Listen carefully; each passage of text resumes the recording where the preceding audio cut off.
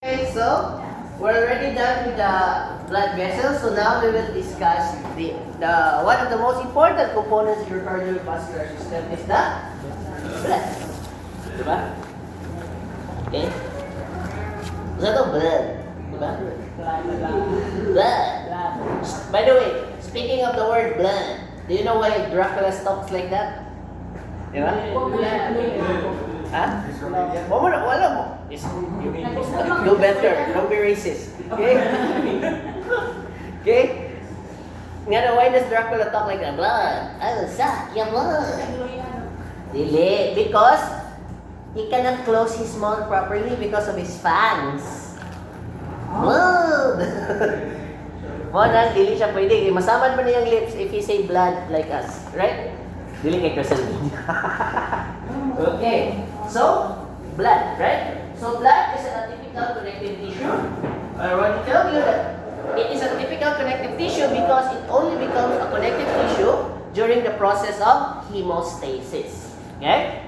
Since it is a connective tissue, its extracellular matrix is actually the protein called fibrin. Fibrin, okay? It is composed of serum and formed elements. So, we all know that blood is broken down into two distinct parts, the formed elements and the serum. Okay, the serum is actually the liquid, the serum is actually called plasma, and when you remove some of its certain components such as proteins and antibodies, etc., you will actually derive serum. So plasma is the actual unadulterated version of the fluid in blood. Okay? So, by the way, how do you extract what? How do you extract the proteins in blood? So, in plasma to make it? How does the centrifuge work then? Spinning. And all of the spinning. Yes. Okay, so always remember that those proteins are actually part of the formed elements, right? Okay? Including the clotting factors. When you subject it to centrifugal force, you are subjected it to fall by gravity. Actually, if you are the patient type, you don't need to have a centrifuge. You just wait for around 8 hours, and the plasma will separate from itself, and it will become serum on its own. You just subject it to gravity. But if you're in a hurry, that's why gugamit tayo centrifuge, which subjects the blood into centrifugal forces. Okay? So, the serum, same as plasma, but with the absence of fibrin and some of the proteins. Okay? So students, always remember that these proteins found in blood is the reason why there is osmotic pressure. Okay? So meaning they are the greatest source of osmotic pressure. Not only are the proteins, but also the platelets and the RBC itself. Okay? That is why you will notice diseases that affect the blood, such as those that kill the platelets, like dengue, you will notice that those people with dengue actually suffer minor edema. Because of the death of the platelets results in the decrease in the osmotic pressure. Meaning, the fluids can literally escape from the intravascular spaces. Okay? So, serum, same with plasma, but with absence of fibrin and some proteins. Any questions? You got another question? Ikaw na? Wala. Kumurda mo dito. Pero mag-inis lang. Mura nag-exam sa alchemist. Maganda lang sa fundamental na mag-exam sila maganda. Yeah. Anyway. Next, blood components. You have your red blood cells. So these are the blood is divided into two parts. The serum, the plasma, and the formed elements. The formed elements are divided further into certain specific parts. The red blood cells, the white blood cells, and the platelets. We're only talking about the cellular. We're not going to talk about the protein because it's going to take us a whole semester. Okay? So, kailan ba importante red blood cells, white blood cells, and platelets? Okay, so these are the blood cells, right? Kita naman siguro mo sa ilang fish 1, right? Kita naman sa histo, right? You already did it, right? Pila maka-box na paano niyang nakulot? Less than 1. So, don't worry guys, ha? It's a perishable skills. There was a time na nibalik ko sa college, gikan ko sa farm. Yeah, nibalik ko sa college, kinukuha ko blood smear. Even now, I'm not really good with blood smear, bukat lang gubog kamot. Okay? Right? Like, nindot ka sa tao na yun ang ano, smear lagi ha. Okay? But anyway, those are the foreign elements. Okay? So first is the RBC. So RBC carries oxygen throughout the body, biconcave in most animals except in camelids. Camels. So your llama, alpaca, vicuña, and alpaca. Yes, those camels. Camel. Okay? So sino daw ang klase sa camel? Bacteria and Dominary. Okay? Bacteria and Dominary. Okay? So students, only the camels are having spherical. Okay? But in all mammals, all our red blood cells are anucleated. Okay? Our red blood cells are anucleated. So first, let us discuss why are they shaped that way. Okay? Actually guys, the shape of our red blood cells, it appears like a donut. The more you go to the middle, the thinner it is. Okay? So, do you know why it's biconcave? Because before the red blood cell becomes a red blood cell, it has to become a reticulocyte, right? That reticulocyte still has their nucleus. Okay? Once the nucleus is gone, it's already extracted, nigawas na ang nucleus, meaning that process is called enucleation. What is the advantage of losing your nucleus? Okay? The shape of the RBC is that it has a depression at the middle where the nucleus used to be. That depression actually increases the RBC's surface area. Okay? Why is surface area important in blood? Because the hemoglobin, the thing that holds on to your oxygen, is not found inside your RBC. They're actually found in the surface. So the more surface area your RBC is, the more hemoglobin. The more hemoglobin, the more oxygen. The more oxygen, the better it is for your body. Okay? Did you follow? Enucleation, the process of removing the nucleus. Yeah. Inoculation. Not inoculation, sorry, inoculation. Any questions? Yeah? So guys, because of the absence of RBC, nucleus in RBC, there is no genetic material in RBC. That is why you cannot extract DNA for your RBC because, of course, it doesn't have a nucleus in the first place. Okay? Then secondly, it deprives the RBC the ability to reproduce. Okay? It denies the RBC its ability to reproduce. Okay? Because your RBC is created where? In the bone marrow. But RBC cannot make any more RBC because of the absence of genetic material. Okay? Secondly, your RBC do not have mitochondria. Okay? Still, if ever they have no nucleus but with mitochondria, then automatically they have genetic material. But unfortunately, they don't have a mitochondria as well. The reason for that is they do not have mitochondria because if they have mitochondria, they're able to perform the electron transport chain. If they are able to perform the electron transport chain, they are the ones who will use the oxygen that they carry. In order to prevent them from using the oxygen that they carry, their mitochondria is absent. So RBC can only derive energy through the process of glycolysis. Okay, so glycolysis na medyo hardy nila sila because they use glycolysis. That is why your blood cells are still alive even though wala na kayo oxygen. Okay?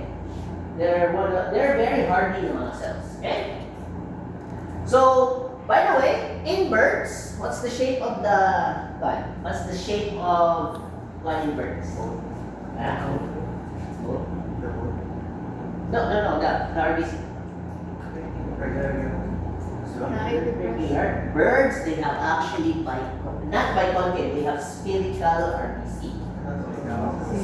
Yes, but the difference is, the difference is the nucleus is still present in their RBC. So they're nuclei. Because it's the exception to the rule with the birds and birds. Actually, mammals are the exception to the rule. Most animal species, your reptiles, your fishes, your amphibians, birds, they actually have nucleated RBC. We're actually the exception to the rule. I don't know the exact reason why, evolutionary wise, why. Because there's so many animals and mammals are the only exception. Maybe because when you think about it, mammals are considered warm-blooded, so they require more oxygen. Maybe we adapted to remove the nucleus in order to remove the ability of the blood to use oxygen and to also give more carrying capacity. But it's just a theory. I don't feel theory. Okay, di pa na-prove na, so I don't go around bragging about it. Okay? Pero when you think about it, it makes sense, right? But just a theory. I don't feel theory. Okay? Ganun ko na dito. Retire na siya. Oh, so sad. Okay? So hemoglobin. Hemoglobin is a modified protein that has a ferrous molecule. Okay? So mahadlok siya kay ferrous. Anyway, so one molecule can carry 4 molecules of oxygen. Okay, so we all know that hemoglobin is very important. RBC does not dictate the carrying capacity of the blood. Hemoglobin does. You follow? Alright, very good. Okay? So it also gives the blood its red color. Right?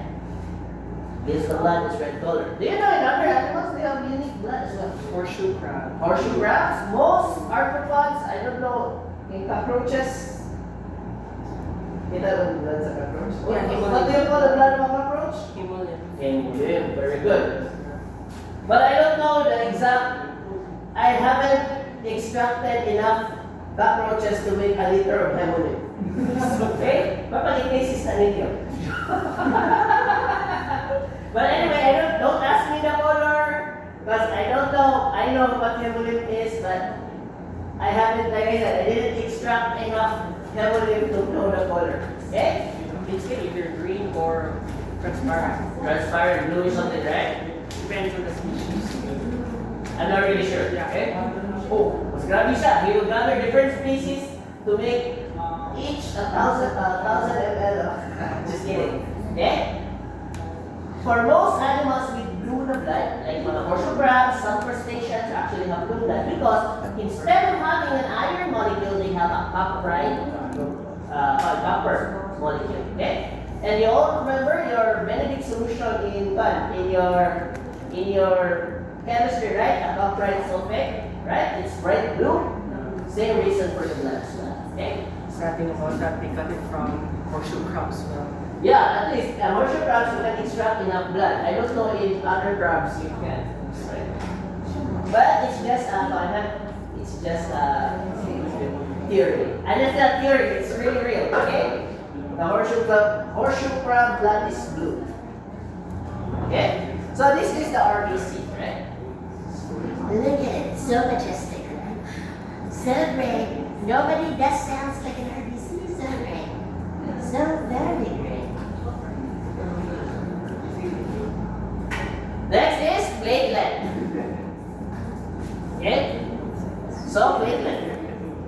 So also known as thrombocytes. Okay? Originated from cells called megakaryocytes. Okay? So by the way, platelets are not exactly cells. What's naman? Not a question? So platelet students are not exactly cells. Okay? They're actually fragments of a cell called a megakaryocyte. Take note, they are fragments, meaning they're subunit or parts of that entire cell. So they're not cells per se, they on their own. Okay? They are responsible for clotting, also known as hemostasis. Okay? They originated from the bone marrow. Specifically, what line gani gikan ng platelet? What germline? Germline. So, you have your one pluripotent stem cell. That will become the myeloid. Myeloid, okay? Give it myeloid na. Myeloid. The myeloid will then become megakaryocytes, and the megakaryocytes will fragment, and they are called platelets. Okay? Also known as your thrombocytes. Responsible for clotting, like I said, they're responsible for hemostasis, has an effect on the oncotic pressure because they are fragments of a cell, and most cells are made up of proteins. That is why, as a proteinaceous substance, they exert oncotic pressure to their surrounding blood. So your platelets actually make an effort to maintain your oncotic pressure. That is why students, very common nowadays, right? You notice dogs having ehrlichiosis. Kung meron, right? Almost majority, wala problema kayo may surgery pangitag patient. Okay? It's not that you are lazy, it's just that almost 80% sa inyong mga patients will have no platelet because of an outbreak of ehrlichia. Kaya sila mga parasites. Such a mouthful. Like, Bugelli. Something Bugelli. Anyway, those students actually, when you have ehrlichia, you don't actually die or if you have very low, you have thrombocytopenia. By the way, thrombocytopenia, the word pinia actually tells you that it is low. Okay? Small pineapple. Okay? Pinia. Small pineapple. So, leukopenia, anemia, small pineapple. Okay? So, they don't actually die of bleeding. Unless, of course, they will do sila magdugod. Magdugod sila. But if they don't have wounds, they actually die of pulmonary. Okay? They literally drown in their own fluids. Okay? So, what? So, what siya na because platelets exert oncotic pressure on the blood. Huh? They are small, colorless, disc-shaped objects. Okay? So, later on, natin picture na sa platelet. Okay? Ano guys? Pero guys, hindi naman accurate. Platelets don't look like that in the microscope, right? They actually just look like specks, colorless specks in the microscope. Okay? There was a time when I was still a student, and I think I was a senior clinician that time. Yeah, senior clinician. Before, as a veterinary student, ganit ka, sa among time, ang pinakadato na dyan na clinic na ICDC. Trust me, like, not all clinics have one. Like, ang mga veterinarians sa una, manubo staff, maglinya sa HP. High precision para magpa-CBC. Kung CBC may high precision, right? Until now, pwede mo precision sa high precision. Ingon lang ninyo na animal, as long as it's not coming from a chicken or a reptile, mudawan na sa CBC. Because their agents only react to what? Mastay nila ang what? Mastay, it's ang so white blood cells later. Ingon nga. Ha? Good question. Anyway, kanang sa una, tinga ko nag-CBC ko ba? Di mo siya ako makita ng platelet, oy? Di siya ako makita ng platelet. I did 5 smears. O di mo kita, nakita ko ito mga 5 mo. That's not 5 out of 300. That's like super failed, right? So, na-exhaust na dyan, kita mo sa sigaw, nag-ibuhat ka, pag-laway siya, kaya siya, i-order na lang siya machine. 5 billion. Okay? I didn't see it because it was never there. Low genetic thrombocytopenia due to neuron. Okay? And that was also my first encounter with anaplasma. Okay? Pagod ko ba? Anaplasma, TB. Yeah, sa akong tayo, really, wala na, ehrlichia, in a month, maybe 1 patient. Karon in a month, kasi kuha na ng negative. Grabe, very bad, very alarming. Okay, Pagkatapos naman yung blood, very important. Kaya, if your patients encounter it all the time, you need to relate what's happening to their dog and to what is happening to your CBC. Mahal naman yung CBC ro, 1,000, hindi ka ma-explain sa yung owner. Di ba? Wala. Wala palit ng mahal na CBC. Okay? Pero as importante dyan, ang veterinarian, you should be able to explain. And mostly, 80% of my time, I will be explaining CBC sa patient. Kaya, more man sa yung sa mga yung mga CBC MM na lang. Okay, sa MM. Matamata. Like, you just need to do physical exam. We cannot force those things. Okay? CBC nowadays, it's around 700 to 1,000. Yes. Apil. Okay? So, wala siya. Ha? Wala. Paminaw yung mga blood. At least I find blood very interesting. Right? Okay? Next. Yes.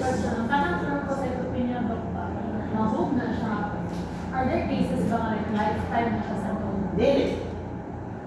Because normally, there is a negative feedback mechanism that if you have very low platelets, your body will actually compensate How? by creating more platelets. Okay? Pero, that's the problem. That is why animals infected with blood parasites become emaciated. Because their bone marrow is producing platelets, yet something is eating all that platelets. And the first thing that's going to deplete is the protein. Makita nyo ng lips. It's not that they are shitty owners, but it's a pathological disease. Ha? Mahurot yun ang iyang what? Kaya mag-negative feedback na, the body will not allow very low platelets if it can help it. Ha? So, what siya? Okay, so kanay mong ingon na daw pwede ba lifetime? Ideally, if there is nothing wrong with a healthy animal will have normal platelet.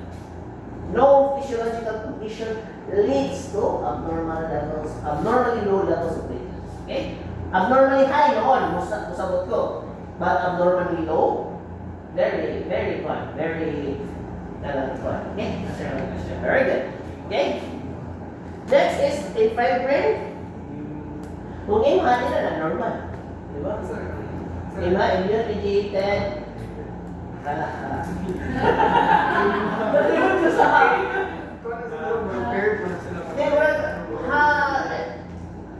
utang na lang ito. Ako pa nagkagawin.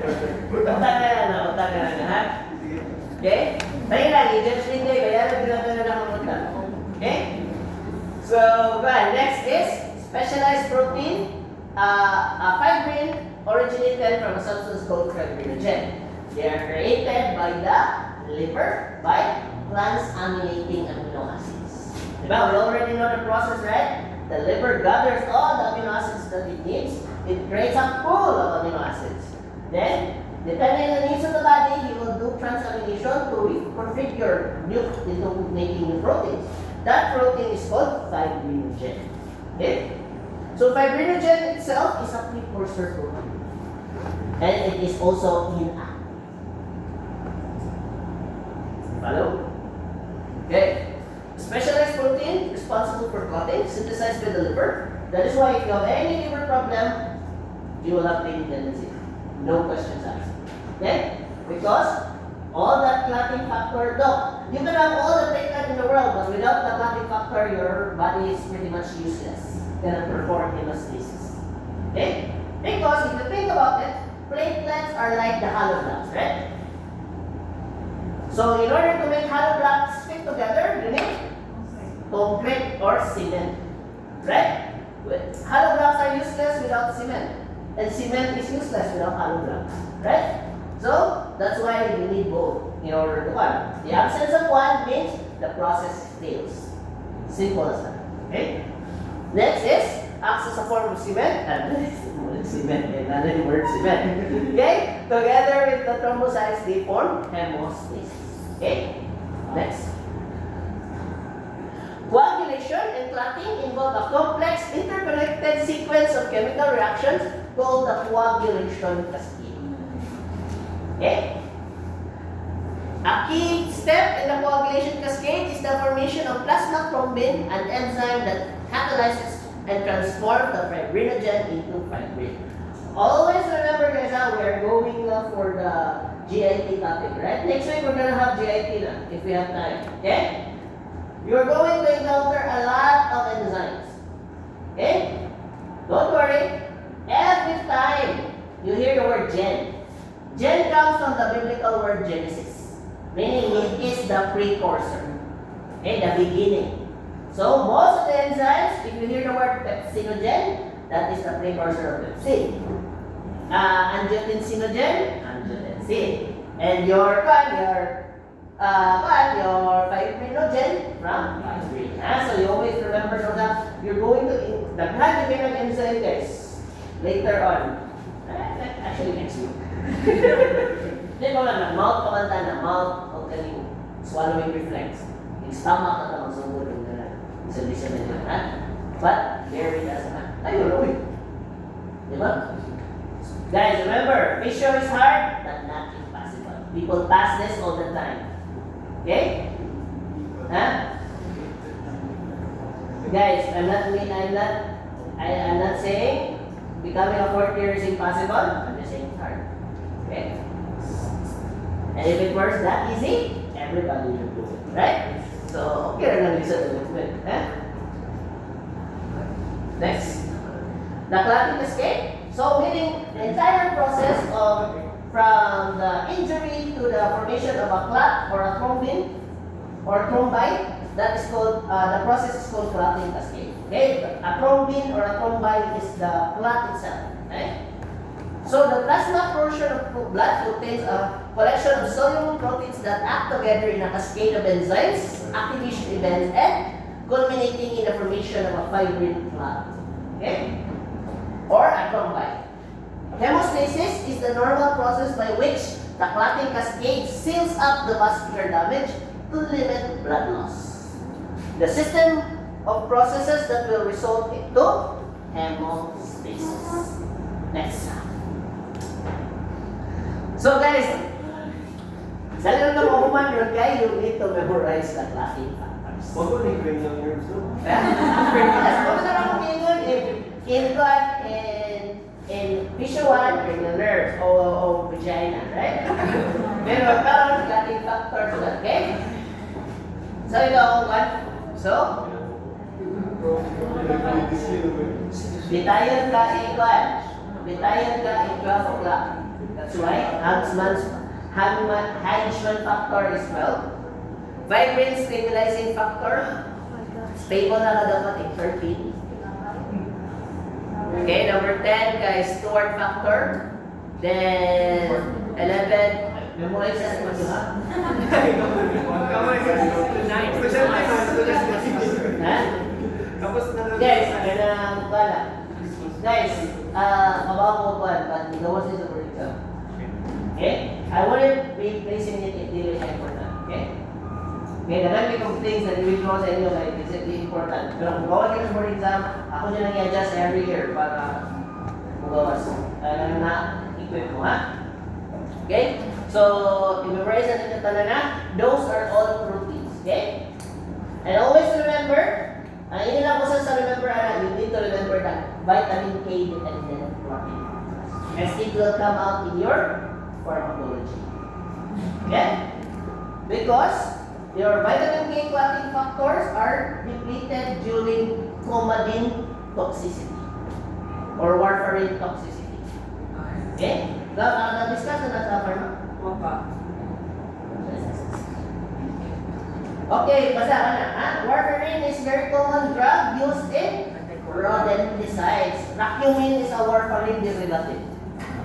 Okay, so drug of choice is vitamin K because warfarin depletes the vitamin K clotting factors, which is clotting factor 1, 9, 10, 7, and 2. 9, 10, 7, 2.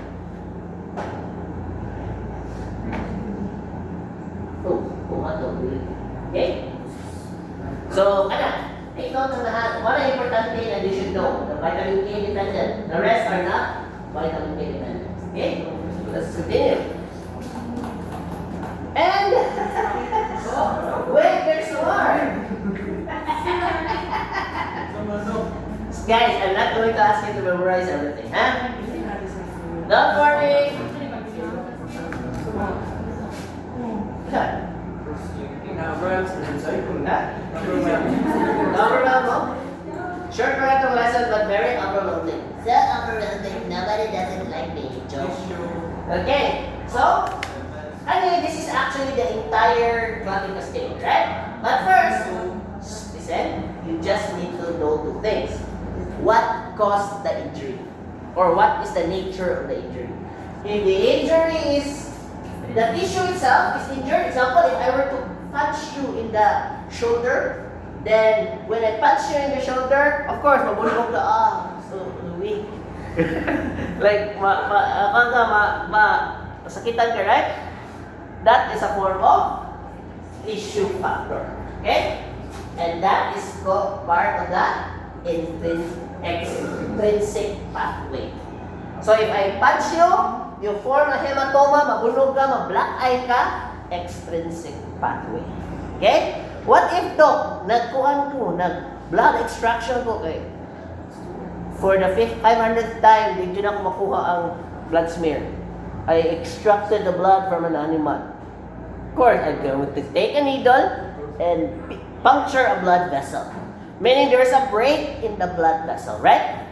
That break in the blood vessel results in injury to the blood vessel, so it relies on the intrinsic pathway. Inside the blood vessel, intrinsic. Outside of it, extrinsic. Simple as that, right? Then after that, guys, we will not memorize the rest, okay? Mamalitin this word. Okay. You know that. You only need to remember the last part. Okay? The last part. Okay? Prothrombin, which is clotting factor number 2, becomes thrombin through the calcium. Okay? That calcium will cleave the probe from thrombin in order to become thrombin. Thrombin is active. It is an enzyme. This enzyme will act on the fibrinogen to become fibrin. Okay? And lastly, the fibrin, together with the activated 13 stabilizing factor, it will become the cross-linking of fibrin, or it will become a fibrin mesh. What? The mesh is one because it is stabilized by 13. Did you follow? What are the memorization? Okay? So, you can memorize it from 7A to 1. So that's okay, yeah? Those are the most important things. So if they ask you what electrolyte is related to clotting, it is calcium. What is the role of calcium? It turns prothrombin to thrombin. Okay? Any questions? None so far? So, okay na ha sa kuwan. So, you just need to know the nature of the kuwan. So, inside the blood vessel, that's intrinsic. Outside the blood vessel, that's extrinsic. Okay? Next is leukocytes.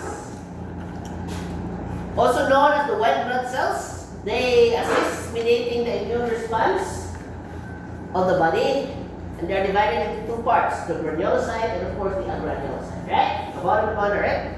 So let's do it. Next. Granulocytes are white blood cells that help the immune system fight off infection. They have a characteristic morphology, but what really separates them as a population of WBC is the presence of intracytoplasmic granules or cytoplasmic granules. Okay? When you have intracytoplasmic and cytoplasmic, it's pretty much the same thing because if you're found in the cytoplasm, obviously you're inside the cell. Okay? These granules react to different stains because of their different pH. Okay? So, these granules actually can be stained by basic dye, and most granulocytes have a bilobe nucleus. And the older they are, the more lobulated their the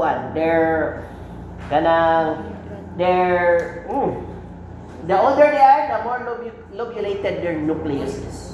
That is why in some books, the granulocytes are also called segmenters, specifically the neutrophils. Segmenters na sila. Okay, so when people tell you daw kung saan segmenter, they are lobulated, segmented WBC. So the older they are, the more segments they have. Okay? Next. Okay, so by the way, their code fails depending on what thing they love. Like if you like to love everything, you're neutrophil. Right? Okay, so neutrophils constitute the largest percentage of white blood cells in most species, except in ruminant. What's that? I was expecting a dog-field joke. Oh. Yeah, right. Good, that's scary, no? Loving, feeling is loving, and I don't believe in Valentine's Day.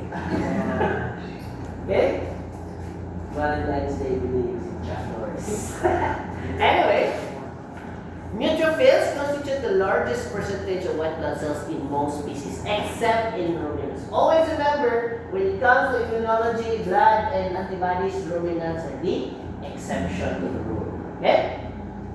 Neutrophils have short lifespan in blood, half-life of around 12 hours as well. So they only survive for 12 hours unless they are active.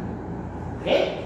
When they are activated, but in tissue, their longevity increases to several days, usually around 72 hours, not 3 days. Okay? Neutrophils are approximately 12 UM in diameter with lobulated nuclei and cytoplasmic rich. That is why, students, it's very important to correlate the segmentation of neutrophils to their age, because you need to know the age of the neutrophils by just looking at them. So if the neutrophil has more segment, meaning the infection has already happened for more than 7 or more than 24 hours. Okay? So usually 72 hours na sila. After 72 hours, what happens to the neutrophils? They will die. So if ever you notice there is infection, there is fever, there is etc., and there is very low neutrophil count, meaning that the infection has become chronic. Okay? What's that? It's not cute anymore. Yes, it's that one. It's not giving that. Okay, huh? So, go on. In color, they are usually purple in color because they like to accept both dyes. Red dye and blue dye will become a purple dye. Next. Neutrophils are considered the first responders in the body. By the way, in your immune system, you're part of the innate immune system. Because your neutrophils doesn't care how many times you get parvo, he will react the same way all the time. Very consistent in the response. That is why neutrophils are part of the innate. Okay? That doesn't mean that, unlike that of the adaptive, where repeated infection means a greater immune response. Follow? Okay, so the primary function of neutrophils is to capture and destroy antigens. Okay? Neutrophils are very phagocytic, meaning they like to eat things. Unlike monocytes or macrophages, they respond rapidly to invading antigens and readily phagocytose antigens. However, neutrophils lack the capacity of the presentation system of leukocytes. So later on, you will learn later. That is why they're innate, because they do not have the presentation system. Next. Phagocytosis and destruction. Neutrophils are attracted to the site of infection in the tissue by chemokines. What are chemokines? They are chemical attractants that are released during what? Infection, right? Most chemical interleukins, so yung mga laing chemokines, they are actually chemokines in nature, and they have only one function and one function only. They actually increase they attract neutrophils. Also, your interleukin something, nakalimot ko sa number 6 man siguro to. They actually increase the they go to the bone marrow, and they're the reason why there's an increase in the white blood cell count during infection. Okay? Did you follow? Follow, Ramon? Okay. So, when tissues are damaged in response to chemical signals and chemokines, vascular endothelial cells induce the expression of adhesion molecules. Okay? Meaning, once they become active, neutrophils are very clingy. Okay? Just like some of your classmates. Very clingy. Okay? Like, you're so clingy. Diba, mga woke reasons, right? Mga woke people. So clingy. What's it? I'm not neutrophil. Worst of all, you're not dogphil. Okay, huh? Neutrophils have limited energy and relatively short lifespan. The problem, another thing that neutrophils release is elastases and collagenases. Released from these dying neutrophils serves as a powerful chemoattractant to another group of phagocytes called the macrophages. But the most important reason why we need to emphasize collagenases and other adhesion molecules, because once the neutrophil gets into the area, he will kill every cell in the body, including the thing that keeps the area formed or the structure of the area. That is why once the neutrophil acts on an object, they kill everything and they die as well, forming pus. Nana, pus. Pus are actually made up of dead neutrophils, dead and dying cells, and of course, dead na bacteria. Okay? If you notice na may mga pisil, mga boils, right? Kung na may boils, if you notice, the surrounding area of your boil will become soft compared to the unaffected area. That softness is due to the elastasis and the ability of the neutrophil to kill the surrounding cells. Okay? So, nana. By the way, nanangutan na ako doon what if makakaon o nana ang animal. Masakit siya. Okay, I've seen it. Tao ko ganito nakakaon. Wala ko nilagyuwat na mag-check sa card. Manok, ilang kiloto o wala natog ko. Ang hindi, nana, nagka-food poisoning sila tanan. Nasa diarrhea, naluya sila. Because, pus is actually a very pro-inflammatory pro-inflammatory kaya siya. Okay? Argument yan sa mga vegans, pus na ang milk kaya na ay nucleated cells na. It needs to have neutrophils, dead and dying tissue, and of course bacteria in order to become pus. Okay? Any question? Come on. So muna, nakakaon sila, huwag nila hiwat ha? Abot. Kaya natog naman ko pa nila, naabot ang manok, late na, so ilang minuto. Nakakaon silang pas. Pas mo. Ayun, wala yung pas mo eh. Hapit ko eh, kuya ko ito. Nag-septic siya kung sa. Oo, mag-septic siya na. Bago, minatanan. Yan namin, yung case kaya, life of polysaccharides. So, ayun mo bukyan sa do sakit ko na ilang tiyan mo. Huwag mo sila, badalo ko sila ka ng 3 days na kaparang silang din. Eh, nanginig ako sa nurse na to, ya. Dulang-dulang yung baboy na. Anyway, lasan to. Okay? So, because of their nature na dali sila mamatay, neutrophils are also called the markers of the body, right? Wala silang frontliner, magkaroon sa D-Day, yeah, sa likod nila na pa ang mga macrophage, mga tanks, right? Next. Mga neutrophils, right? Bilobe, segmented. The nucleus is broken down into multiple lobes or segments, okay? So, Yes. older na much more segmented na siya. Yes. Actually, di pa kaya na sa segment. 1, 2, 3, 4 lang. Dapat yung ba na 5, 6, 8 na segments, okay? Next.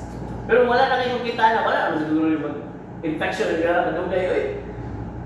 Di ba? Pero anyway, or basic, I don't go out much. Okay?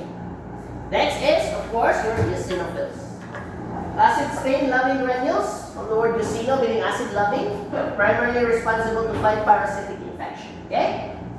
Very common in parasitic involvement, especially like in the skin. Even your mites will actually trigger your eosinophilic migration. The problem with eosinophilic migration is that they are very itchy. That is why most skin conditions involving parasites such as mites, your Orthodactylus canis, your Pneumocystis canis, or Sorphis canis, they will actually cause itches. Yeah, memorize it. Canis there. Okay? Next. So, what is that? Red. Okay? So, you normally guys, you're only 2% of the general population. Okay? 0 to 2. Okay? So, red. See, tanawa. The others are neutrophils. The last one is the only eosinophils then. Next, basophil. Okay? Basic staining granulocyte. Basophils are necessary for the immune system's natural response to invader, such as infectious germs. The body's response to allergens also involves basophils. So when it comes to allergies, basophil. Because on the surface of the basophil, you can actually find histamine. And of course, the most important, immunoglobulin in allergies, so IgE, right? I know that was Michael Jackson. Right. What happens if Michael Jackson finishes his show? Right? Kamu tuh boleh. Oh yeah. Nasaan juga baga matay na yun? I was like what? I was like 16, not 16. Wala ba to? 19 years old. Right? So, sad guys. King is gone. Gawin ba kayo? Sayang ba? What did you do? Magulo ko. Porphyria. Okay? Actually, what mo ito? Mga ginasa. He died because of, actually, hindi siya overdose. Kaya may doktor. Okay? Then normally, they use mga Michael Jackson trains around 18 hours a day. So, muna sakit yan ni allowance. Yeah, grabe na siya mag-train. Kung anong we need something to, really mo sakit yan joints, what to full. And then, kaya na-overdose sa tungkol na matay siya.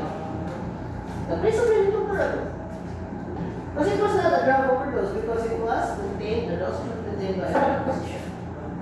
Okay? Malpractice din sila. I don't know, wasn't really issue niya. Doctor things are evolving the doctor were resulted very much. Well, like, anyway, yes. What's that? Porphyria. Ay, porphyria, mo itong white siya naman, kung siya sa mga ano?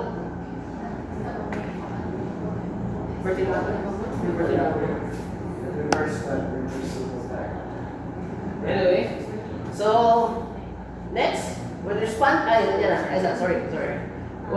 to an allergen, basophils sustain damage and will release histamine, which is partially responsible for inflammation during an allergic reaction. Okay?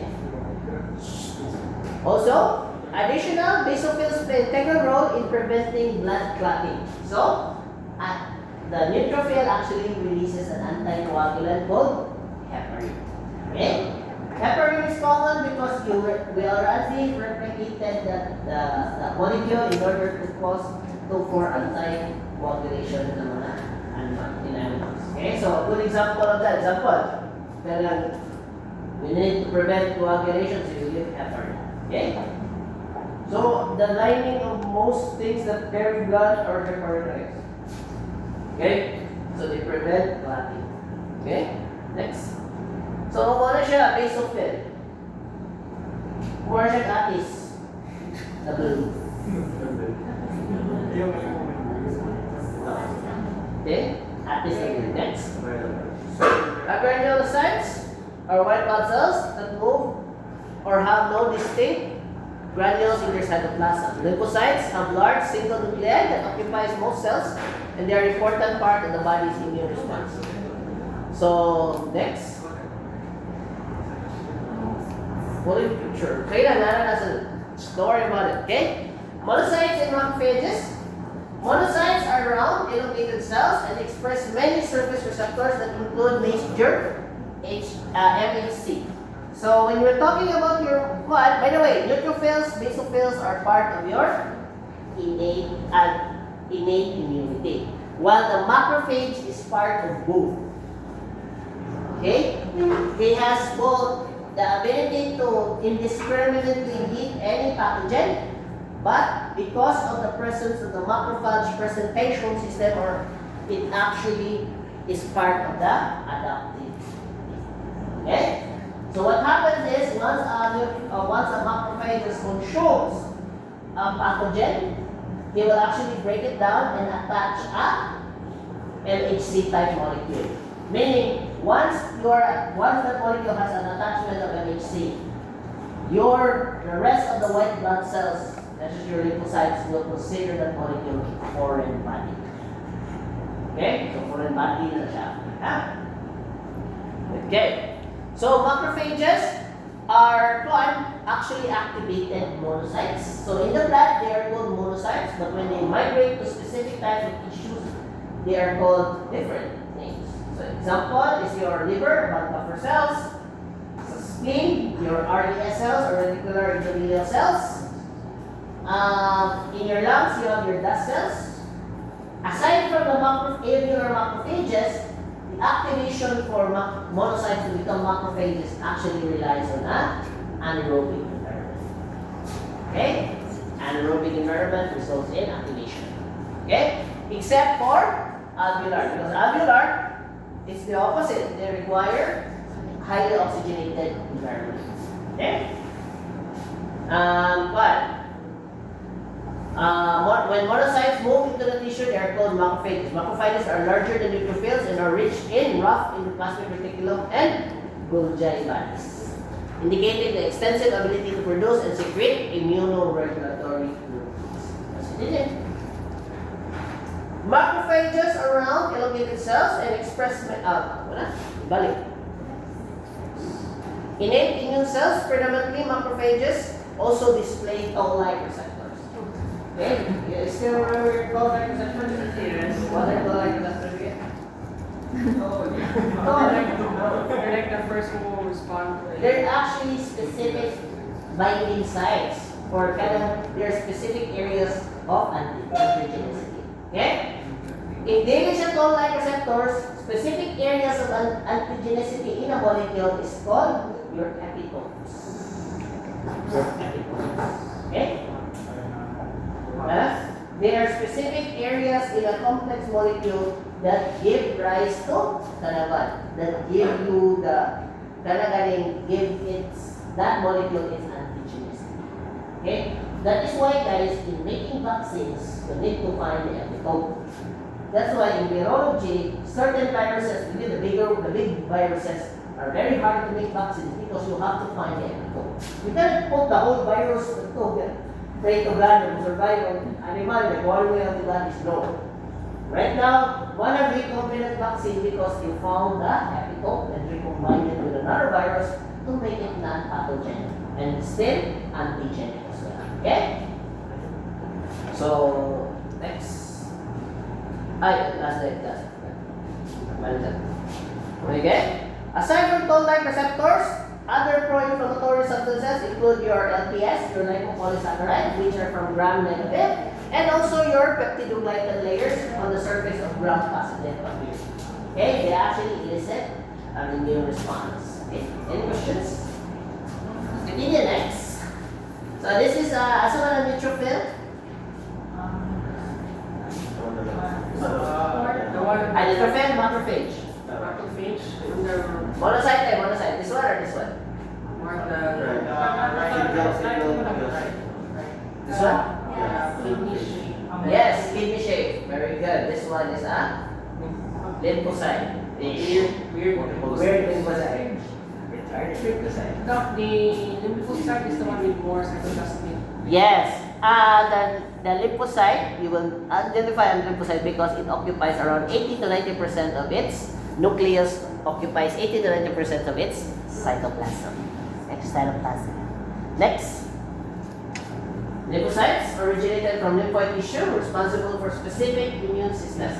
They are usually specialized to perform and attack specific antigens. Responsible for the cellular response, and they're divided into two distinct populations, the B lymphocytes and the T lymphocytes. Okay? So, by the way, how do you know using a microscope the T and B lymphocytes? You can. You need to use biochemical testing. Okay? By the way, gitudloan na mo how to quickly find lymphocytes in a smear. Ano mo tuloy? Saan yun? Animate. You get the smear, right? You get the smear, then you shake it, and you do that, right? You flick ninyo, right? Then you look at it in the microscope. Your bigger shaking and flicking actually made the blood cells run away, right? But unfortunately, lymphocytes have a difficulty running because they're they are the ones that are left. Okay? So you will find more lymphocytes. Okay? Pansin mo na joke. Okay? Saan ang blood cell makita sa Sunday? Macrophage. Fudge. Sorry.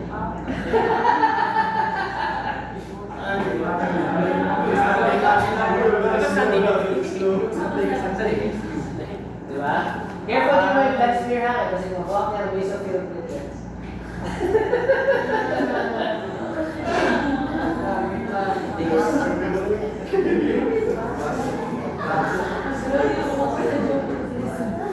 Beat thoughts will come.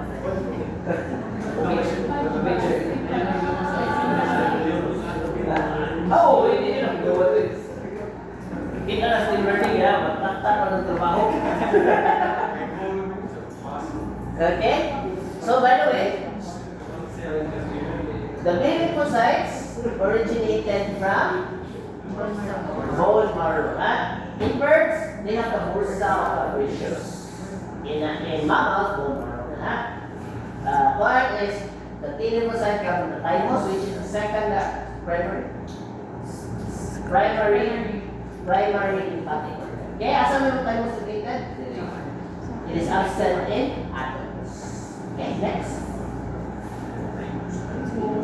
T lymphocytes are differentiated in the thymus of an animal. They are very effective phagocytosis and perforating cells.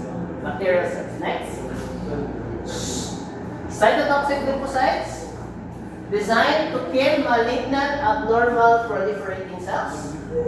They are cytotoxic, giving it their name away that they kill other cells, especially the abnormal ones. Okay? So if those cells fail to secrete an MHC, they are considered abnormal. So simple na, your immune system is a very vicious animal. So if you're not with us, you are against us. Right? So mao nang motto sa inyong buwan, ha? Cytotoxic T cells often kill T cells, destroy cells in your body that have been infected with antigen and viruses itself. Okay? So if ever a cell is infected with a virus, it is the job of your immune system to kill that cell.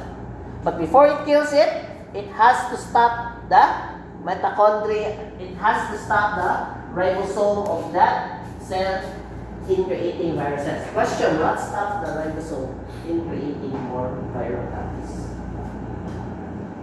It needs to interfere with making of viruses. So, the answer is interferon. It creates interferon. The interferon will actually prevent or destroy or halt the cellular machinery of the cell to create more viruses. Interferon. Okay? By the way, human interferon costs around 70,000 per vial. But it does work. Okay? One of medication na mag-prepare ko shit, it's like a year's salary or more. Okay? Huh? Interferon. Very expensive. Okay? Next.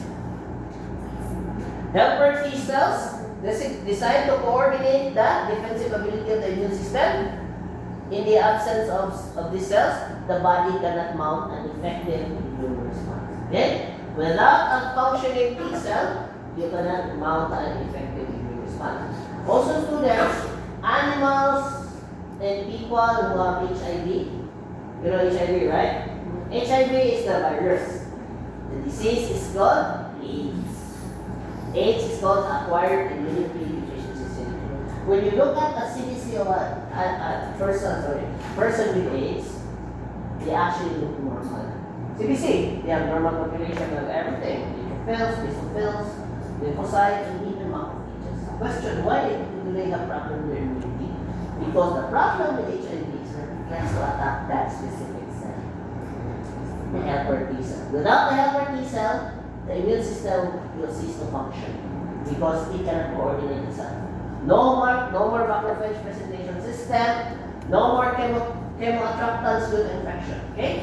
Before, when I was still young po, like I was like 20 years old, I actually was a nurse during the outbreak of AIDS. Umot mo sa una sa AIDS, right? We even had cases where disco ka sa una, manggo mo mag-disco, right? Nakapa na sila, no-film, mag-study mo. Of course. And also, no-film was like, they don't have money, right? So, sa una magsasayaw ka, nagawin ka, birthday mo, dahil na, okay, maybe they take their life, mangamong sila, they extract their blood, kumara na sila, positive sila, they extract their blood, and manusnog na sila so that they get infected as well. Because before HIV it's really incurable. Okay? Like one time, sa una, like I have patients na hapit na dito sila right? It's so the immune suppression is so great that mold starts to grow on their skin while they're still alive. Okay? Normally mold don't dare grow on your skin because even in your skin you have immune cells, right? But thankfully, karon, na may tambal, and it's already considered untraceable once ganyan matambalan. Okay? So those people don't have to die, right? Unfortunately lang, all the time kay sa akong nagbasaan, because gikan sila nidaot, right? Ibayad, then sige silang kaon, okay na sila. Forget about the other things in their health. Sige ka mag-worry. But it's okay. Pero at least, curable na siya. Okay? And sa una sa akong time, ako most patients kayo 50 to 80. Okay? So, mana. Thankfully ka lang, hindi na issue kayo. Isang ma-infected ka, you can like survive na. Okay? You can live meaningful lives. Okay?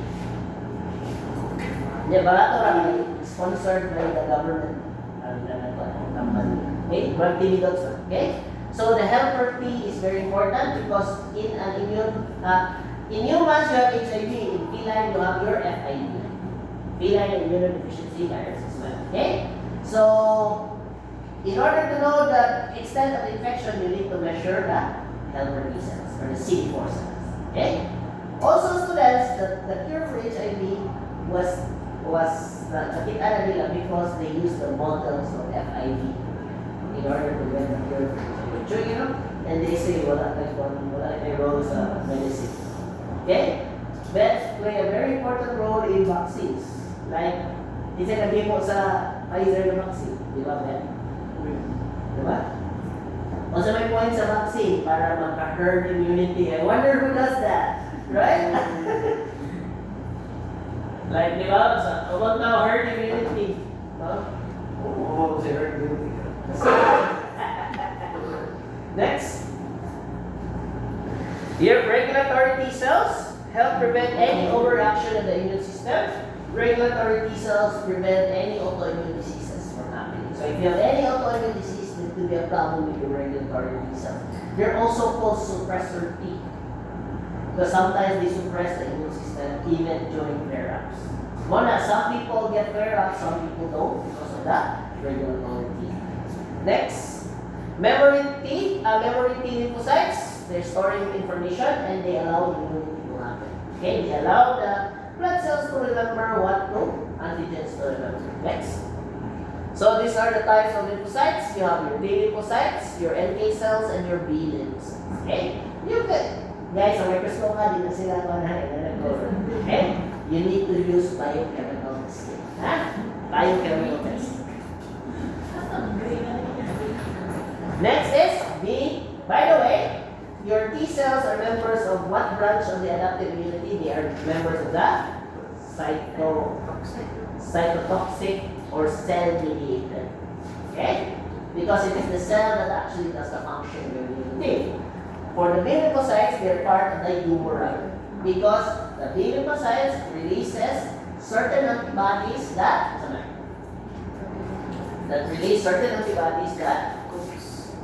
codes the codes the antigen or the antibodies to actually perform the specific function. Okay?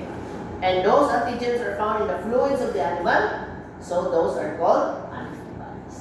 Those are called humoral because they are found in the humor of the body. Okay? Humoral, jadi katawan na. Di ba? In order for you to have a good functioning B lymphocyte, you need to be humorous. Get it? Di ba? Ang sa'yo pa rin mo? Humorous. Okay? So they produce a protein called antibodies. Next. So, B lymphocytes, responsible again for antigen presentation system, differentiate into two distinct populations. You have your memory B and your plasma cells. Next. Your memory B responsible for the memory and duration of the immunity. Right? By the way, what do you call the measure of antibodies? What do you call the measure of antibodies? Titer daw. Titers. Very good. Okay? And students, the point of vaccination is to create antibodies. That is why if you want to know the success of a vaccination program, you need to extract the animal's titer. Right? If your pants don't fit, so it's titer. My God, that only. Well, so then, sorry about that. Okay? Has very low, memory B lymphocytes have very long lifespan, right? So meaning, they actually have very few mitochondria because they are long-lived cells. Okay? Diba, kailan naman sa vision 1, if you're a long-lived cell, you actually have very few mitochondria. If you're a rapidly dying cell, you have more mitochondria. Okay? So, next.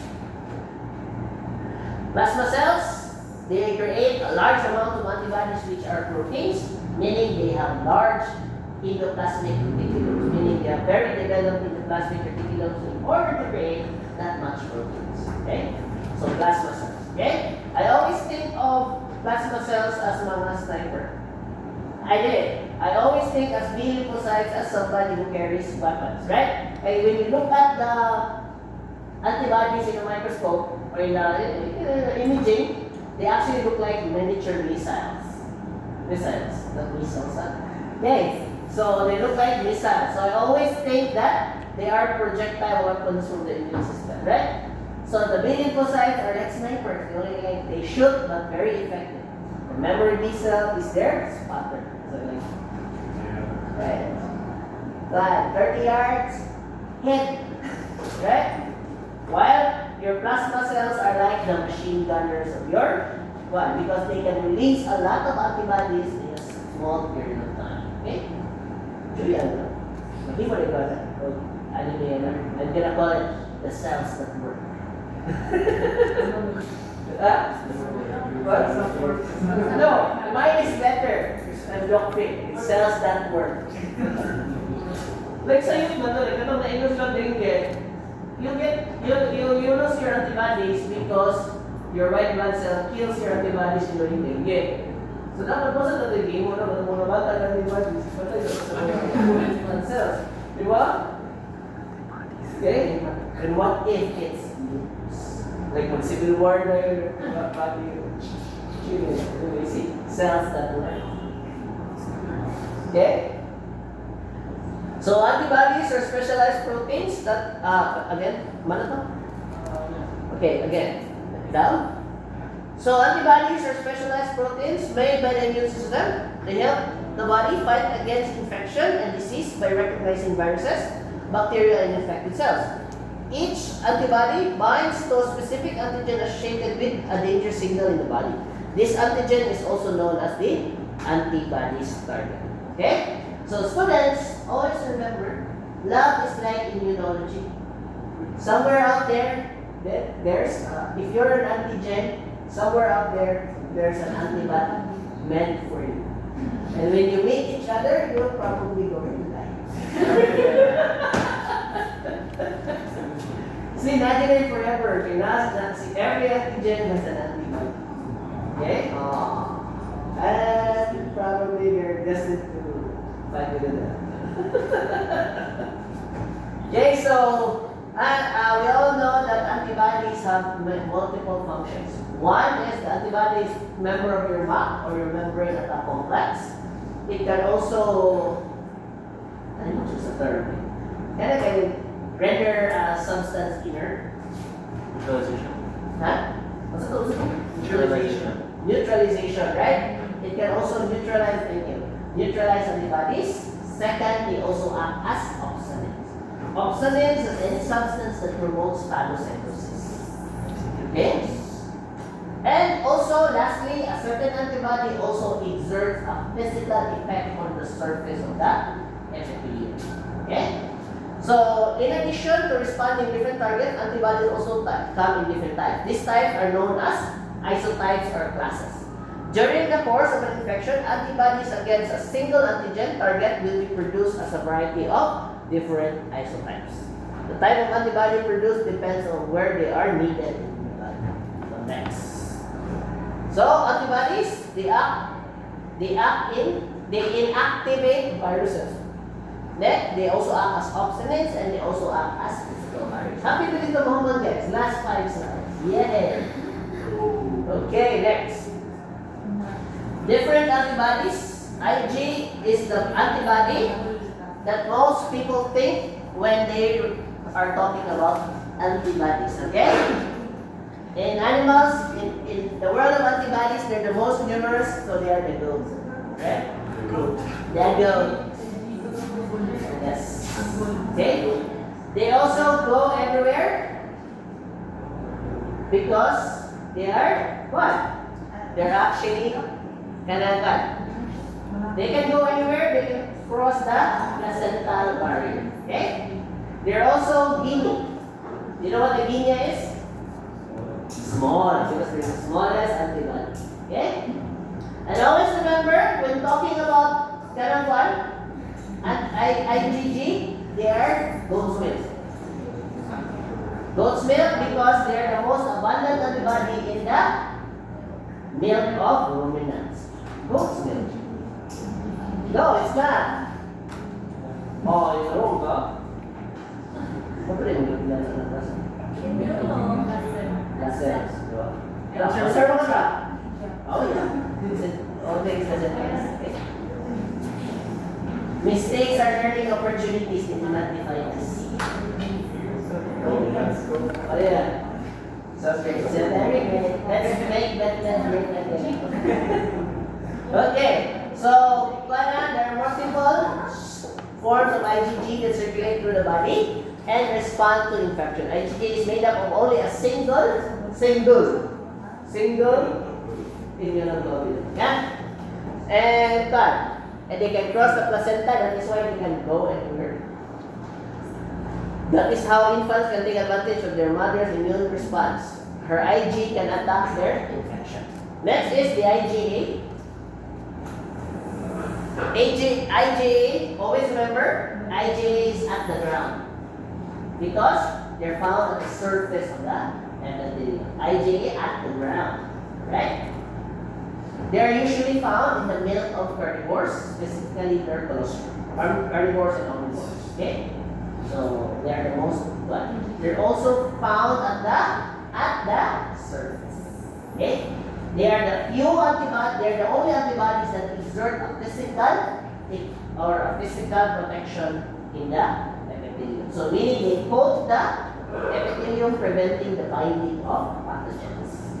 Next, IgM is the monster, right? It's made up of 5 pentamers. Okay?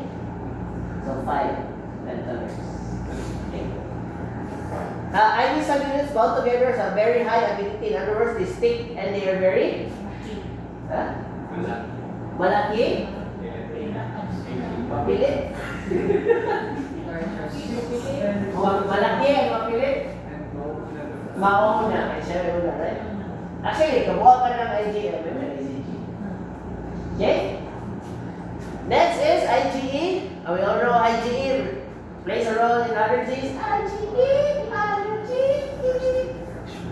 Right? And lastly, IgD is not yet No, training course. Next. IGD group. Yes. Hindi pa siya. Bound to B cells daw siya. Okay? So, next. So, mana siya ang graphics. Next. Last night na. Yay! Wala na. Discuss na lang. We're done! Yay! I want to start yo. Yay! Yay! So next week, Friday, huh? Mayor, you keep in touch with your classmates, huh? 30 items, Doc. 30 items lang, 30 items, more school. Then, moving Wala on. items ang printing. Touch daw. Ha? Keep in touch. We will have it. By the way, minsan hindi makatake ng Friday, just in case. Next Friday. Next Friday.